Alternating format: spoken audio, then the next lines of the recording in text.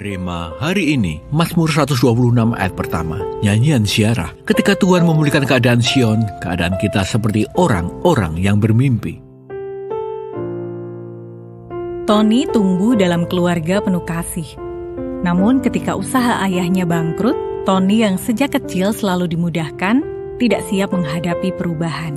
Ia marah kepada keadaan dan kecewa karena merasa Tuhan tidak membela keluarganya. Dari sinilah pemberontakan itu dimulai. Ia sengaja berhenti kuliah, berharap membuat orang tuanya sakit hati. Ketika tidak berhasil, amarahnya ia tumpahkan pada adik-adiknya. Bahkan pernah melempari ibunya yang mencoba menenangkan. Luka dan kepahitan pun mengisi rumah mereka. Namun ibunya tetap setia berdoa, memohon supaya Tuhan menyentuh hati Tony. Sampai akhirnya Tony jatuh sakit dan didiagnosis TBC. Ketika darah keluar dari mulutnya, barulah ia menyadari betapa rapuhnya hidup yang selama ini ia sia-siakan. Di tengah kelemahannya, Tuhan menjawab doa orang tuanya. Sang adik datang dan memberikan pengampunan.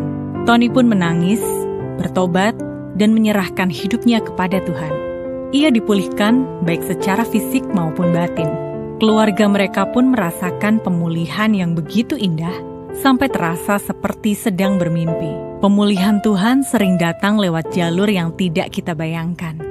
Terkadang ia mengizinkan kita menyentuh titik terendah, bukan untuk menghukum, tetapi untuk membuka mata kita dan melunakkan hati yang keras. Banyak orang, seperti Tony, baru menyadari kasih Tuhan ketika semua sandaran mereka runtuh dan mereka tidak bisa lagi mengandalkan kekuatan sendiri. Namun justru di titik paling rapuh itu, Tuhan mulai bekerja. Ketika ia turun tangan, penderitaan bertahun-tahun bisa berubah dalam sekejap mata. Bukan hanya keadaan luar yang berubah, tetapi hati kita pun diperbarui, hingga kita melihat hidup dengan cara yang berbeda.